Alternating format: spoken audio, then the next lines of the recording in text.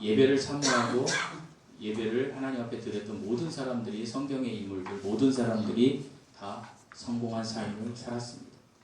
이 땅에서의 성공한 삶을 이야기하는 게 아니고요, 하나님 앞에 성공한 삶을 살았습니다.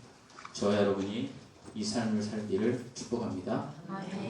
영국의 소설가 맥스 비어봄의 그 행복한 위선자라는 소설에 나온 내용을 좀 소개하고자 합니다.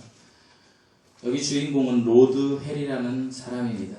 이 사람은 욕심이 많은 사람이었고, 그래서 세상 부를 향하여 끝없이 달려가던 사람이었습니다. 세상 부를 향하여 달려가다 보니 타고난 악함으로 하루도 쉬지 않고 사람을 사기치고 나쁜 짓을 저지르면서 살았습니다. 그러자 나쁜 짓을 했던 그의 외모는 흉측하게 변하게 되었습니다. 그런데 그렇게 살던 그가 하루는 어떤 여인을 보고 사랑에 빠지게 되었습니다. 그러나 그 여인은 이 로드엘과는 전혀 어울리지 않은 사람이었습니다. 로드엘과는 달리 너무나도 순수하고 착하고 심지어 외모도 아름다운 여인이었습니다. 그러나 이 여인을 놓치고 싶지 않았던 로드엘은 자기의 그 흉측스러운 얼굴을 가리기 위하여 가장 온유하고 가장 사랑이 넘치는 사람의 모습에 가면을 쓰고 그녀를 찾아갔습니다. 그리고 이전과는 180도 다른 삶으로 그녀의 삶에 맞춰서 선행을 베풀며 살았습니다. 그렇게 시간이 지나서 그녀가 감동하고 그들은 결혼을 했습니다. 그리고 몇 년의 시간이 흘렀습니다. 그런 상황에 이 로드엘의 이 과거의 삶을, 그 비밀을 알았던 한 여자가 나타났습니다. 그 여인은 교회를 엿보다가 로드엘이 자기 아내와 함께 많은 사람들과 만찬을 할 때에 로드엘의 가면을 벗겨 버렸습니다. 그런데 그 가면 뒤에 로드엘의 얼굴은 그의 본 모습인 전과 같은 흉측한 모습이 아니었습니다. 가면을 벗겼지만 가면의 얼굴과 똑같은 모습의 로드엘의 얼굴이 나왔던 것입니다. 무엇을 의미합니까? 사랑하는 성도 여러분, 하나님께서 원하시고 인정하신 대로 이 세상에 어떤 것을 위하여 비교하고, 그리고 사람을 헛뜯고 사람에게 사기치고 다른 사람 걸 빼앗으려고 하는 사람은 로드엘의 과거의 삶처럼 그의 외모의 모습이나 그의 내면도 흉측스럽게 변하는 실패의 인생을 살지만, 그렇지만 우리가 다른 사람을 케어하고 선한 일을 하고 하나님이 하라고 한 일을 하면 선한 얼굴로 바뀔 수 있다라는 것입니다. 사랑하는 성도 여러분, 우리는 날마다 넘어집니다. 우리는 날마다 지쳐서 하나님 앞에 우리의 모습을 되뇌일 때가 있습니다. 날마다 넘어지면서 우리가 지쳐있지만, 그렇지만 우리는 다시 일어나면서 우리의 모습을 회개하면서 주님의 모습을 닮아가기를 소망해야 합니다. 주님의 모습을 닮아가기를 애쓰는 그 사람의 그 삶에서 하나님은 그 삶을 기쁘게 받으시고, 그리고 그를 통하여 영광 받으시며 그 사람의 삶을 변화시킨다는 사실입니다. 이 삶을 산 사람이 오늘 본문을 기록한 바울 사도입니다. 저는 오늘 본문을 중심으로 바울과 같이 되기를 이라는 제목으로 여러분과 말씀을 나누고자 합니다. 우리 8절에서 9절 말씀을 다 함께 읽어 보시겠습니다. 8절에서 9절 말씀입니다. 시작. 그러나 너희가 그때 하나님을 알지 말라요. 본질상 하나님이 아닌 자들에게 종노릇을 하였더니 이제는 너희가 하나님을 알고 나니라. 더욱이 하나님이 아신 바 되었거늘 어찌하여 다시 아까워 천박한 소소한 문으로 돌아가서 다시 그들에게 종노릇을 하느냐. 신약성도와 율법과의 관계가 이러하므로 바울은 신약성도가 또다시 구약에 있었던 율법 아래 종노릇하는 것은 잘못되었다라는 것을 지금 이야기하고 있습니다. 우리가 과거에는 하나님을 알지 못했고 그리고 예수님을 믿기 전에는 본질상 하나님이 아닌 것들의 종노릇했습니다. 선한 일을 하면 마치 내가 천국에 갈 것처럼 살았다라는 이야기입니다. 그런데 이제는 하나님을 알 뿐만 아니라 더욱이 하나님의 아신 바가 되었습니다. 그러니까 우리가 하나님을 알 뿐만 아니라 하나님도 우리를 안다라고 인정했다라는 것입니다.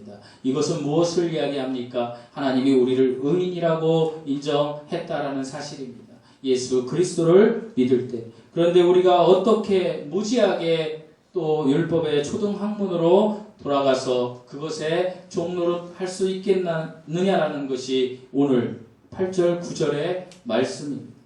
바울이 율법을 이렇게 부른 것은 사람이 율법으로 하나님 앞에 절대로 의인이 될 수 없기 때문입니다. 그러므로 우리가 율법의 본질을 바로 안다라면 우리는 신약 성도가 율법적인 그 생활로 돌아가는 것이 옳지 않다라는 것을 알아야 한다는 것입니다. 사랑하는 성도 여러분, 율법주의는 명백한 잘못입니다. 신약 성도는 율법으로부터 자유함을 얻었습니다. 제가 이렇게 설교를 하니까 간혹가다 오해하시는 분들이 있습니다. 하나님을 믿음으로 구원받았으니까 나는 이제 그 티켓을 땄으니까 나는 율법에 자유하니까 나는 내 마음대로 살아도 된다라고 생각하는 분들이 많이 있다라는 것입니다. 여러분 이것을 정확히 아셔야 됩니다. 하나님은 사람을 나눌 때 두 종류로 나눕니다. 첫 번째 종류의 사람은 예수 그리스도를 믿지 않는 사람. 두 번째 종류의 사람은 예수 그리스도를 믿는 사람입니다. 그런데 이 예수 그리스도를 믿지 않는 사람 중에서도 많은 사람들이 율법, 그러니까 선한 법, 도덕적인 법, 의식적인 법, 이런 사회적인 규범들을 잘 지키고 선하게 살면서 자기 지식을 쌓으며 자기 만족을 통하여 내가 천국에 갈 수 있다. 내가 알지 못하는 신이 만드는 천국에 갈 수 있다라고 생각한다라는 것입니다. 하나님은 그를 향하여 너는 절대로 의인이 아니라고 이야기한다라는 것입니다. 그러면 두 번째 종류의 사람입니다. 두 번째 종류의 사람은 좀 사람이 모자라 보이기도 합니다. 그리고 세상적인 어떤 그 선함도 별로 없는 것 같습니다. 그런데 그가 크게 의심하여 그가 예수 그리스도를 믿어서 의인이 되었습니다. 하나님이 인정하신 칭의하신 의인이 되었습니다. 그러면 그는 천국에 간다라는 것입니다. 그런데 불공평하지 않습니까? 왜 악한 사람이 그렇게 되느냐는 이야기입니다. 사랑하는 성도 여러분, 하나님은 천국에 가는 문이 마태복음 7장을 통하여 좁은 문이라고 했습니다. 왜 좁은 문인지 아십니까? 예수 그리스도를 믿어서 구원받은 성도들은 반드시 행위로 심판을 받기 때문입니다. 우리가 구원받기 위해서 행위를 하는 것이 아니라 우리가 구원받은 후에 행위로 심판을 받는다는 것입니다. 어떤 심판입니까? 천국에 가긴 가지만 도저히 창피해서 서 있을 수 없을 정도의 모습으로 심판을 받는다는 것입니다. 그러니까 저와 여러분이 진정으로 구원받았다. 목사님, 저는 예수 믿고 구원받았어요 하면 그 사람의 삶은 그 다음부터 달라져야 된다는 것입니다. 어떻게 달라져야 된다는 것입니까? 바울처럼 하나님의 상을 향하여 하나님께 상속유업 받을 그 상속유업을 받을 상급을 향하여 달려가야 한다는 것입니다. 근데 많은 사람들이 그렇지 않습니다. 구원받으면 천국에 가면 똑같죠 뭐 이렇게 생각하며 방종하는 삶을 산다는 것입니다. 성경 어디에도 구원받은 후에 변화되지 않은 사람은 단 한 사람도 없습니다. 여러분 혹시 우리 중에 내가 구원받았다는 말을 입술로 그냥 쉽게 얘기하면서 저는 율법에 자유해요 하면서 이 전보다 더 악하게 산다라면 어쩌면 그는 하나님을 속이는 가면을 가진 사람일 수도 있다는 것입니다. 로드엘의 모습이 우리에게 있어야 된다는 것입니다. 내가 비록 이전에는 악하게 살았지만 한 여인을 만남으로 내 삶이 180도 바뀌었던 것처럼 하나님을 만난 이 사람은 그 삶이 180도가 아닌 360도 바뀌어야 된다는 것입니다. 사랑하는 성도 여러분, 율법의 자유함이라는 것은 은혜 안에 누리는 자유함입니다. 예수 그리스도 안에 누리는 자유함입니다. 이건 다른 말로 이야기하면 하나님이 성경 말씀을 통하여 하라고 이야기하신 것은 하고 하지 말라고 이야기하신 것은 안 하는 것, 이것이 율법의 자유함이라는 사실을 잊지 마십시오. 사랑하는 성도 여러분, 구원받은 사람은 율법을 지키는 것보다 더 선하고 더 하나님 앞에 은혜를 누리는 더 사람들이 보기에 도덕적인 삶을 살아야 된다는 거죠. 율법으로 구원받을 사람은 없습니다. 그렇지만 예수 그리스도를 믿음으로 구원받은 모든 사람들은 이전의 삶보다 더 다른 삶을 살아야 한다는 사실은 결코 변하지 않는 진실이라는 것입니다. 하나님은 갈라디아서 5장 19절에서 21절까지 이런 이야기를 합니다. 육체의 일은 분명하니 곧 음행과 더러운 것과 호색과 우상숭배와 주술과 원수 맺는 것과 분쟁과 시기와 분냄도 들어가 있어요. 당짓는 것과 분열함과 이단과 투기와 술취함과 방탕함과 그와 같은 것들이라. 그리고 뭐라고 말씀하십니까? 전에 너희에게 경계한 것 같이 경계하노니. 이거 지금 누구한테 이야기하는 것입니까? 구원받은 성도들에게 바울이 하나님의 그 영감으로 바울이 기록하고 있는 것입니다. 이런 일을 하는 자들은 뭐라고 되어 있습니까? 하나님의 나라를 유업으로 어떻게 받지 못할 것이고. 사랑하는 성도 여러분, 우리가 구원 받았다고 하면서 우리가 그냥 삶을 우리 마음대로 자유롭게 방종하며 세상 사람보다 더 악하게 살아간다라면 하나님의 나라의 유업을 받을 수 없다라는 거예요. 이게 무슨 뜻이에요? 천국에는 가요. 예수 믿으면 천국에는 가요. 그런데 천국에 가서 받을 유업이 없다라는 거예요. 제가 성경 공부를 하면서 우리 요한계시록 공부를 진행하다가 우리 청년들이 질문을 13가지를 해서 오늘부터 그것을 공부할 건데, 제가 그 질문에 대한 그 답을 정리하면서 우리 성도들에게 내가 정말로 좀 중요한 핵심을 가르쳐야 되겠구나 라는 생각을 하게 되었습니다. 사랑하는 성도 여러분, 명심하십시오. 구원은 예수 그리스도를 믿음으로만 받습니다.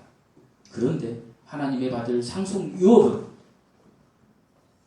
여러분이 구원받은 후에 행위에 따라 받게 됩니다. 그래서 어떤 사람은 순교도 하는 거예요. 그리고 어떤 사람은 예수 믿었다고 하면서도 그냥 세상 사람들이 보기에 더 악한 삶을 사는 거예요. 하나님은 심판주 하나님이십니다. 제가 기회가 되면 다음에 얘기하겠지만, 오늘 성경 공부에는 우리 청년들에게 얘기하겠지만, 어쨌든 구원은 예수 그리스도를 믿음으로 받는다. 이게 중요한 사실이에요. 저는 여기까지만 설교했던 거예요, 그동안. 제가 4년 이상 목회를 하면서 여러분 중에 한 명이라도 그런 분이 있을까봐 여기까지만 설교를 한 거예요. 근데 아직도 여기까지 오지 않은 분이 있을 수도 있어요. 하지만 더 중요한 사실이 있어요. 예수를 믿은 사람들, 하나님의 상을 향하여 달려가야 됩니다. 남보다 더 낮은 자의 삶, 남보다 더 섬기는 삶, 남보다 더 봉사하는 삶, 이걸 알아야 된다는 거예요. 그런데 우리는 그동안 잘못 배웠어요. 이것이 먼저였던 거예요. 교회에 나와서 내가 어느 정도 캐리어가 쌓이면 집사가 되니까 섬기고, 목사도 섬기고, 차량 봉사도 하고, 교회 청소도 하고, 모든 걸 해요. 근데 내가 천국 갈 것 같은 거예요. 근데 성경에는 그런 이야기 없어요. 그런 사람 천국 못 가요. 그건 천국 가는 조건이 아니에요. 예수 그리스도를 믿어야만 천국에 가는 거예요. 그러면 예수 그리스도를 믿고 나서는 어떻게 해야 돼요? 그런 일을 해야 돼요. 그게 삶이에요. 예수님 때문에 제가 이 일을 해요. 내가 청소를 하는데 아무도 오지 않아. 나만 왜 이렇게 청소를 해야 돼? 이렇게 사람을 보면 비교의식과 그리고 내 공로를 인정받지 못하는 거에 내가 빠지게 돼요. 누구도 자유로울 수 없어요. 근데 그 순간에 하나님이 나에게 주신 복이야. 아무도 없어도 하나님은 계시잖아. 여기 예수님이 나와 함께 계시잖아. 예수님이 하라고 하신 일을 내가 지금 하고 있는 거야. 이렇게 하면 그 사람은 하나님께 영광 돌리는 일을 하고 있다는 거예요. 사랑하는 성도들, 우리는 이런 삶을 살아야 돼요. 이것이 초등학문으로 돌아가지 않는 삶이에요. 무엇이에요? 나는 예수 그리스도를 믿음으로 구원받았다 선언하는 거예요. 그리고 하나님의 말씀을 통하여 하나님이 하라고 하는 일을 나는 지금 하고 있는 것이다. 너희들이 볼 때 내가 구원받기 위하여 이 율법적인 선한 것을 하는 것이 아니라 내가 구원받고 나서 하나님이 이 일을 하라고 했기 때문에 나는 이 일을 하고 있는 거야. 나는 복된 인생을 살고 있는 거야. 이렇게 선언하라. 여러분 이렇게 선언하고 살아보십시오. 반드시 복된 인생이 될 겁니다. 우리 10절 말씀을 읽어보시겠습니다. 10절 말씀입니다. 시작.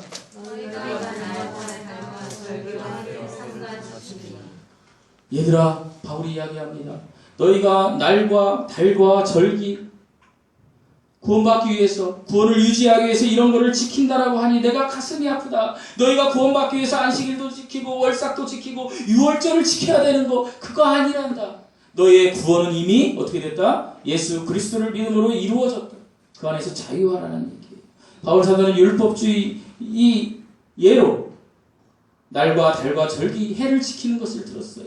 우리가 사는 이 세상도 그렇지 않아요, 여러분? 사람들이 여러분 보다 보면 뭐 안식일을 지켜야 구원받아요 그렇게 얘기하잖아요. 그걸 이야기하는 사랑하는 성도 여러분, 제가 목회를 하면서 제가 절기를 지키지 않으니까 여러분 절기가 없는 것처럼 생각하지만 절기는 있습니다. 그것을 기념해서 지키는 건 매우 중요한 거예요. 어떻게 하고 나서? 예수님을 믿고 나서. 그런데 바울은 이야기하는 거예요. 예수를 믿기 전부터 이런 것을 지켜서 구원받는다는 율법은 잘못된 것이다 라고 이야기하는 거예요. 이거는 천한 뭐다? 초등학문이다. 그것으로 돌아가지 마라. 이것이 바울 사도가 4장에서 우리에게 이야기하는 거예요. 초등학문으로 가지 마라 얘야. 구원받았는데 여러분이 구원받았어요. 그리고 여러분이 배웠어요. 그래서 여러분이 자랐어요. 그런데 여러분이 다시 이제 미분적분해야 되는데 구구단으로 돌아간다는 거예요. 그렇게 하지 말라는 거예요. 이것이 4장에서 바울이 우리에게 이야기하는 것이에요. 그러면서 바울은 계속해서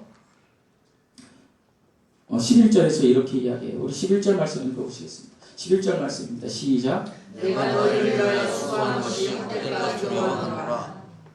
바울이 여기서 이야기하는 너희들을 위하여, 그러니까 너희는 구원받은 성도일까요? 아닐까요?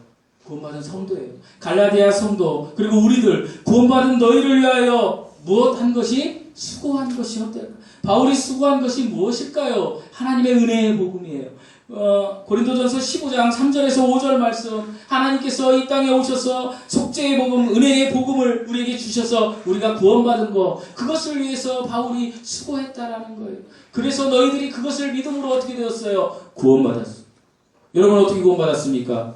예수님 믿고 구원받으신 거예요. 그런데 너희들이 다시 율법으로 돌아간다는 거예요. 의심한다는 거예요. 사단은 끊임없이 저와 여러분에게 의심을 줍니다. 내가 믿음으로 구원받았어. 그런데 내가 악하게 살아가요. 악하게 살다가 보면 내가 예수 믿는 사람인가? 하나님이 있기 있나? 이렇게 해서 내 마음이 점점점 줄어들어요. 내 마음속에 있는 하나님의 깊은 영, 살아있는 영이 점점점 줄어서 내 혼이 커져요. 그리고 육체적으로 들어오는 것들이 커지기 시작하는 거예요. 세상의 재물, 세상의 권력, 세상의 모든 것, 세상의 모든 것이 점점점 커지니까 내 혼이 온통 세상 것으로만 가득 찼어. 그러니까 살아있는 이 복음이 나타나질 않는 거예요. 바울이 이야기하는 거예요. 내가 그토록 너희를 위하여 예수 그리스도의 복음을 전했는데 이것이 헛된 것이 될까봐 내가 두려워하노라. 이 바울의 고백이에요. 내가 그토록 복음을 전했는데 너희들이 여전히 율법으로 돌아가려고 하고 여전히 그리스도의 향기를 드러내지 못하는 삶을 살아가는 걸 볼 때 내가 두려워하노라. 염려하노라. 이 말을 하고 있는 거예요. 우리 12절 말씀을 다 함께 읽어보시겠습니다. 12절 말씀입니다. 시작. 형제들아 내가 너희와 같이 지었은즉 너희도 나와 같이 믿음을 구하노라. 너희가 내게 회개하지 아니하였느니라. 사랑하는 성도 여러분, 여기서 형제들아, 구원받은 바울의 복음을 듣고 예수 그리스도를 믿는 사람들에게 바울이 너희 갈라디아 성도들에게 어떻게 하니까? 간청합니다. 내가 너희와 같이 되었은지. 내가 너희와 같이 되었다는 건 뭐예요? 바울이요, 복음을 전하면서 그 사람들의 수준으로 들어가 버린 거예요. 바울이 낮춰서 왜 그 사람들에게 복음을 심어주도록. 바울은 대단한 사람이었어요. 구약을 다 거의 외웠던 랍비였고요. 세상 권력에 굉장히 파워풀한 사람이었어요. 그런데 내가 너희 수준으로 쭉 내려갔다. 내가 너희와 같이 되었다. 언젠가 제가 어떤 설교를 들으면 목사님들이 장로 직분을 주고 권사 직분을 줄 때에 고린도전서, 고린도후서 말씀을 가지고 이야기합니다. 이영국 목사와 같은 마음, 같은 생각을 가지시기 바랍니다. 할렐루야, 아멘. 사랑하는 성도 여러분, 저는 옛날에 내가 평신도일 때는 굉장히 그 욕했어요. 목사가 아주 나쁜 놈이, 같은 마음, 같은 생각, 돈 거두려고 하는 거 아니에요.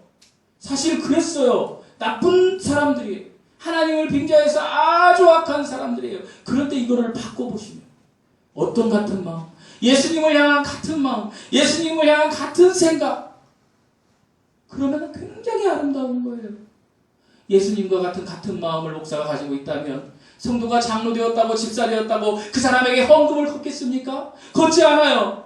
그 사람의 생활에 맞게 서로 연합해서, 이것이 사랑 아닙니까? 연합해서 없는 자에게는 주고 있는 자에게는 그 있는 것을 가난한 사람에게 나눠주세요라고 가르칠 거예요. 그게 온당한 거예요.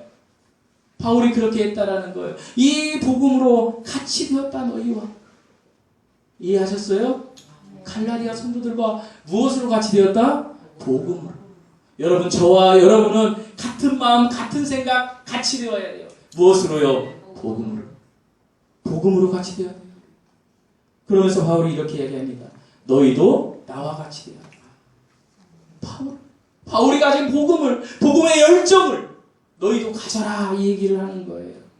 사실상 바울이 말하고 있는 것은 갈라디아 성도들이 그렇게 못하고 있다라는 거예요. 그러니까 바울은 그렇게 얘기하는 거예요. 나의 삶처럼 너희도 그렇게 살았으면 좋겠다. 어떤 삶? 예수 그리스도를 향한 삶. 내가 옛날에는 아주 악한 자였다.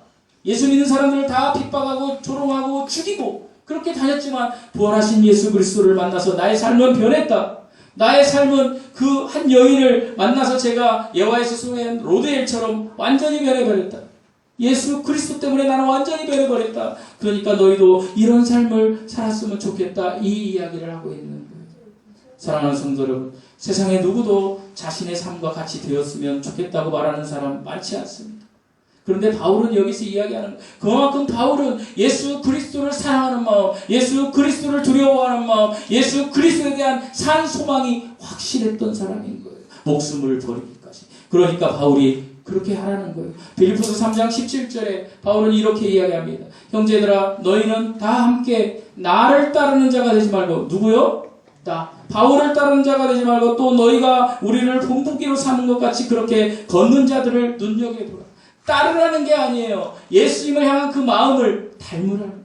같이 되라는 거예요. 그 이야기를 바울이 하고 있는 거예요.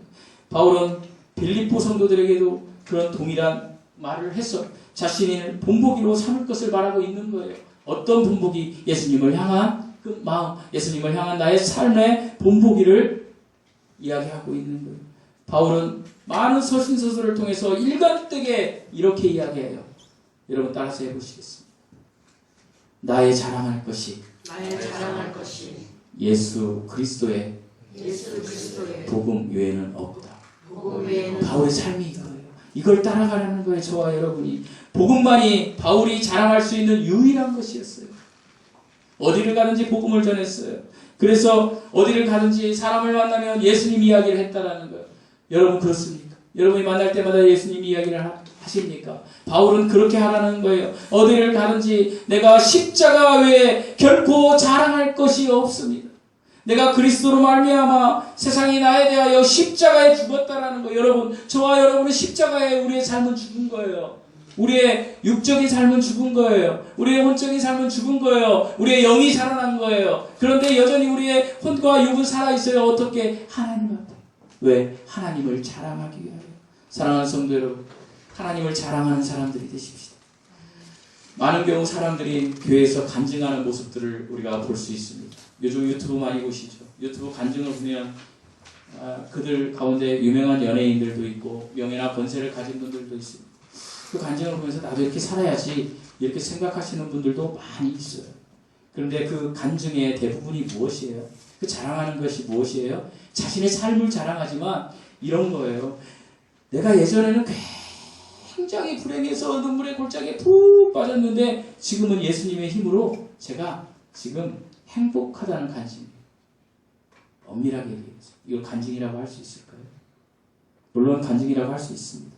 그리고 많은 사람들에게 호응을 얻을 수 있어요. 그런데 이것이 진정한 그리스도인이 그리스도를 모델로 사는 간증일까요?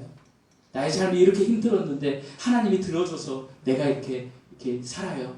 그럼 그 사람이 계속 행복할까요? 아니에요. 하나님 놓아버릴 때가 있어요. 그럼 또 푹 빠져요. 그건 뭘로 증명할 거예요? 사랑하는 성도 여러분, 눈물의 골짜기에 하나님의 무관심이 여러분에게 있을 수 있어요. 간증한 사람들과 같지 않게. 하지만 하나님은 여전히 여러분을 사랑하고 계세요. 이 사랑을 깨달아야 돼요. 그리고 내가 어떠한 환경에 있든지 예수 그리스도를 어떻게 해야 된다고? 자랑해야 돼요. 어떠한 환경. 바울처럼 단두대의 목을 이제 맡기는 그 순간에도 예수 그리스도를 자랑해야 한다는 거예요. 우리의 인생에 있어서 예수 그리스도께서 죄를 사해 주시고 구원해 주신 이 일, 이 사건보다 큰 일은 없어요. 여러분, 저와 여러분은 죽어요. 이 땅에서 얼마나 살지 몰라요. 사단이 우리를 괴롭히는 것은 죽음 이전까지예요. 그러나 우리가 예수 그리스도를 통하여 구원받았으면 그것은 우리에게 엄청난 사건이에요. 이것은 세상에서 물질을 얻는 것보다 명예와 권세를 얻는 것, 이거에 비교할 수가 없어요. 누가 그것을 알았다는 이야기예요. 바울이 그것을 알았어요. 그래서 바울은 자신이 가진 모든 것을 십자가 밑에 감추었어요. 내가 이렇게 욱 올라올 때도 예수 그리스도의 십자가의 죽음을 통하여 내렸던 거예요. 이걸 닮으라는 거예요. 예수님 때문에 모든 것을 참으라는 거예요. 예수님 때문에. 제가 당분간 이격을 두고 이제 나중에 교회에 오겠지만 우리 박재영 집사 제가 결혼식 때 설교하면서 그 얘기를 했어요. 두 분이 때문에 앞에 예수님을 두십시오. 이 설교를 했었어요. 여러분, 때문에 앞에 사람을 두면 하나님이 얘기한 투기, 비교, 의식, 시기, 질투 이런 거다. 교회 안에도 마찬가지예요. 교회 안에도. 여러분, 때문에 앞에 목사를 놓던, 전도사님을 놓던, 집사님을 놓던, 권사님을 놓던, 누구를 또 때문에 앞에 놓으세요. 판단하게 되어 있어요. 때문에 앞에는 예수님만 들어가야 돼요. 한번 해볼까요? 예수님 때문에. 그럼 다 끝나는 거예요. 바울이 이런 삶을 살았어요. 예수님 때문에. 그럼 뒤에 답은 뭘까요? 그 상황에 대한 답은. 목사 미워 죽겠어요. 그냥. 근데 예수님 때문에 미워할래 이럴까요? 예수님 때문에 사랑합니다. 예수님 때문에 용서합니다. 예수님 때문에 감사합니다. 사랑하는 성도 여러분, 이제 우리가 계속 전개해 나가면서 갈라디아 6장에서 성령의 9가지 열매를 이야기하겠지만 우리가 어떤 상황에서든지 때문에 앞에 그 사건 그리고 우리 환경 앞에 때문에 앞에 예수님을 놓고 예수님 때문에 주여 예수님 때문에 이렇게 하면 성령의 9가지 열매가 나오고 지금 힘든 것들이 복된 것으로 바뀌게 될 것입니다. 반드시 바뀝니다. 반드시 바뀝니다. 모든 것은 마음의 문제입니다. 그런데 이 마음을 긍정적이고 감사하고 그리고 산소망을 갖게 하는 그것은 예수님 때문에라는 단어입니다. 어떤 환경에 있든지 이 말 잊지 마시고 예수님 때문에 저는 이렇게 하겠습니다. 라는 고백이 여러분의 고백이 되어 놀라운 은혜, 바울의 삶을 본받으며 살아가는 놀라운 은혜가 여러분에게 임하시기를 예수님의 이름으로 축원드립니다. 아멘. 기도하시겠습니다.